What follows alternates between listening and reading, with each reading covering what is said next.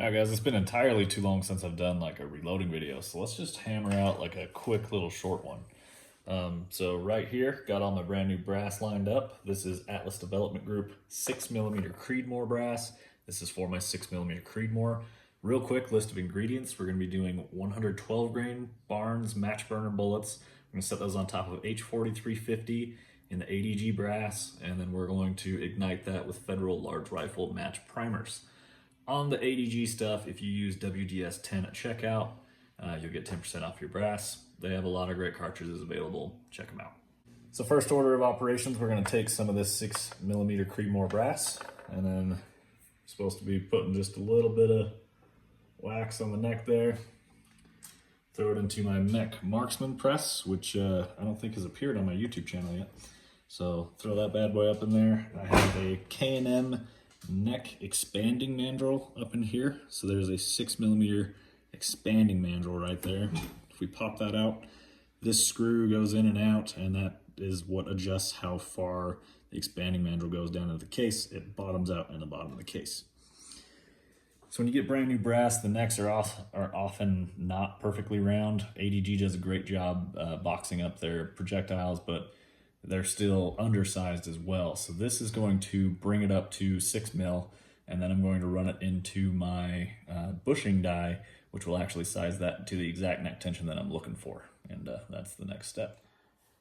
At this point, we have now started resizing the necks on this brass. After using a neck expander mandrel to push the necks open, they were actually too far open, which I intended on. And then this full-length bushing die, I have it set up to where it's just touching the neck. And the reason I did that is because I actually took my calipers, and then I also took my headspace comparator. What this allows it to do is I can measure from the bottom of the case to the shoulder of the brass. Now I have a fired piece of brass out of the 6 Creedmoor for my chamber, and then what I did is I measured a fired piece of brass and zeroed my calipers out and made sure that every piece of brass of the new brass was smaller than that.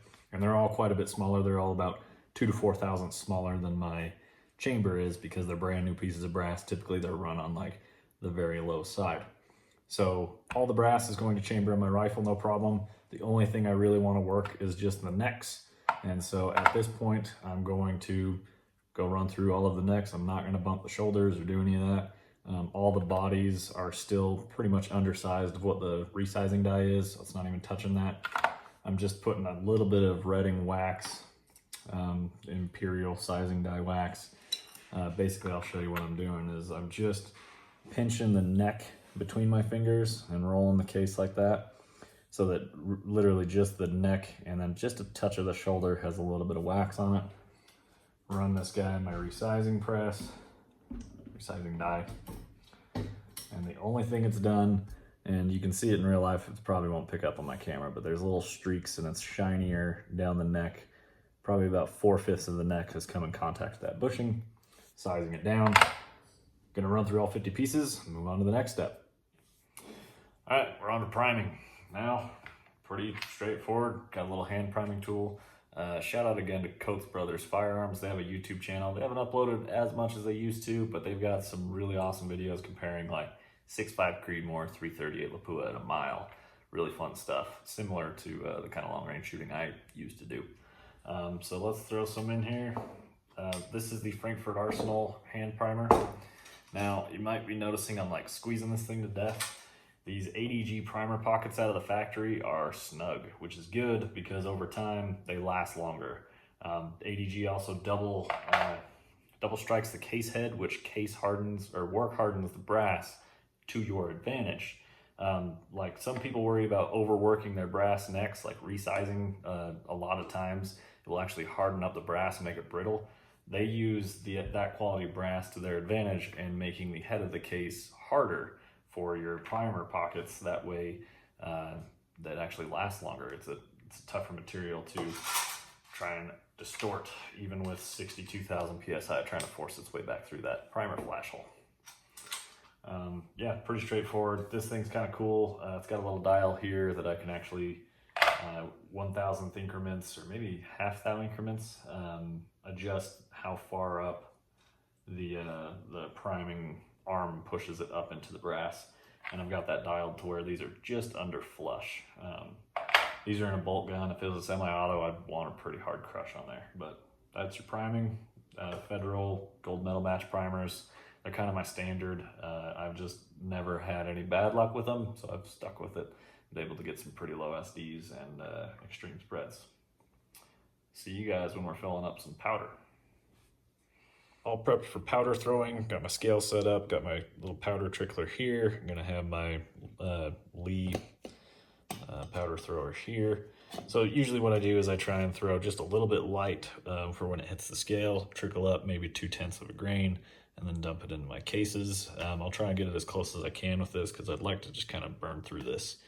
But I'm gonna try some Reloader 16 in the 6 Creedmoor. It was a debate all night whether I was gonna do 4350 or Reloader 16, but after double checking the results I got on that Saturday test, I think I'm gonna go with 40.5 grains of Reloader 16 and the Barnes 112 match burner. These are a pretty sleek looking bullet, man. These things have got really high BC. What are they? They're above 600, I think, possibly. Yeah, it's not on there. Pretty dang good for a little 6mm, and they've been shooting pretty well for me so far.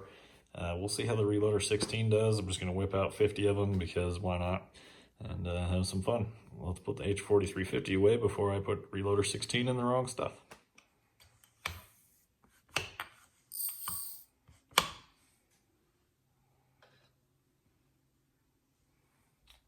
one threw a little bit heavy.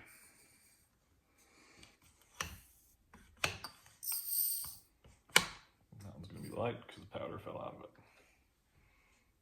No, 40.5, held it.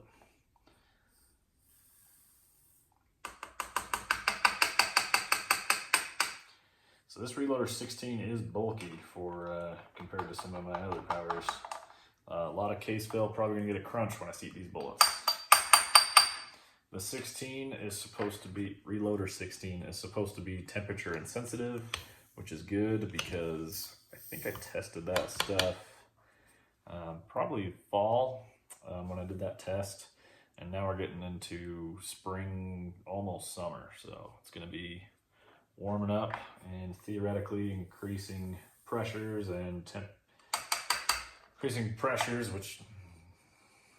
increasing temperatures, which usually leads to increased pressures and velocities.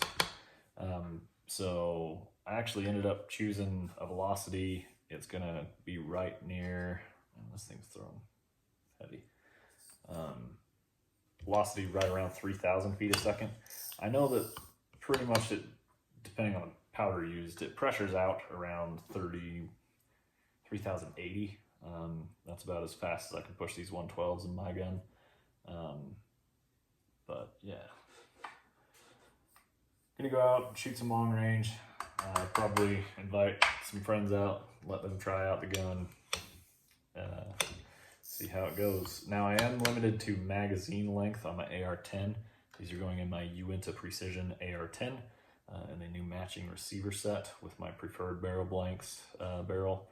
And then just trying not to double charge stuff here. But yeah, should just be some fun blasting rounds. Go tear up some steel. They may find their way into a competition depending on how things go, but I would have to make more of them to even consider a match with this, because I've only got 50 here and a match is usually 70 or 80 rounds. That's all there is to throwing powder. In a second I will show you guys around my dies for this on the seating die. I did go with like the high-end Redding competition seating die, as well as the full-length Type S bushing die for resizing. And pretty much the reason behind that is I kind of want to stick with 6 Creedmoor. I think it's here to stay. I like the cartridge. You're able to push it pretty dang hot if needed, and then you can tone it back a little bit. It's low recoil. It's a good competition cartridge. It's good for letting the wife shoot it. She enjoys it as well as myself. I can shoot it for longer, less recoil, less of a bruised shoulder at the end of the day. But yeah, I like the 6 Creedmoor. It's well rounded, and then it's got the 6 Creedmoor versus 243. It's got a shorter overall case length, which allows you to run longer target bullets at the same overall length. So the case is shorter, so you can have more bullets sticking out of it to equal the 243, as well as most 243s twist rates out of the box are too slow to stabilize heavy target bullets, which is why the Creedmoor kicked the 260's ass, and it's the same reason the 6 Creedmoor is beating the 243, is they're just using a more standard, a more modern standard twist rate on there to allow shooting heavier target bullets. And in my preferred barrels, I've actually got a 1:7 twist rate for a 6mm, so I can grab any projectile available right now and shoot it out of my rifle. With the velocities the 6 Creedmoor gets, I can stabilize any projectile on the market that I know of. So up to the 115 grains, the heaviest I know, and those are the DTAC. But these are 112, so they're almost there, and they're just a little more affordable, basically. Had a couple hundred of them when I first bought the rifle, and still shooting through them. All right, I think this is one of like the most satisfying parts of reloading, and that is seating the bullet. So these got a pretty aggressive boat tail on there. They're pretty easy to get to sit still in the case. What's cool about this mech marksman press is that it's actually got a floating shell holder, and what they mean by that is this thing can actually like wiggle around quite a bit, and that allows it to self-align with the die, as well as the Reading competition seating dies have this spring-loaded feature in the bottom, and that's essentially a chamber that holds onto the brass, and then there's a collar up in here that holds the bullet. So it holds the bullet straight with the brass being forced into the specific spot that it wants, and everything straight, as well as the shell holder allowing it to float. I've been seeing about 1,000th or less run out with this setup, so really happy with that. It's also got the micrometer to quickly adjust to change what your seating depth is. I just used that a minute ago. I had it set up and I was like, you know what, let's push these back another 25 thou.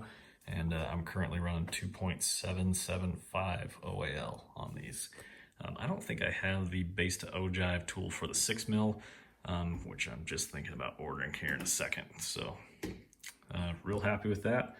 And then here's our completed round. We're gonna get these tossed into our Inflection DE case real quick. Give you guys a look at that, and then plug them as well, because those guys are awesome. Small company out of Utah. We'll see you in a second when all these bad boys are covered up with some sweet 112 grain pills. All I've got left to do is label this, and I'm just gonna use one of these Reloaders Network business cards. Just throw some low data on one of those. I am an author on the Reloaders Network if you guys want to check that out. If you've ever been over there, go check it out. It's really awesome. Bunch of reloading content over there if this is your thing. Also, I haven't done a video like this in about probably a year and a half. So if you enjoy reloading content and want to see more of it, maybe some more experimental stuff, this is pretty straightforward, just loading up some 6 Creedmoor. But if you want to see more of it and kind of how I go about it, definitely let me know down in the comments below. I appreciate it. There's a lot of new guys here in that year and a half. So it's been a ton of fun. Well, all right, guys, it's been a ton of fun. I greatly appreciate you watching. Hopefully you enjoyed it. Again, let me know if you did down in the comments below. And if you have a 6 Creedmoor, maybe share what your favorite projectile and powder is, and we can go back and forth about what works best for you and what works best for me. All right, guys, until next time, we will see you in the next one.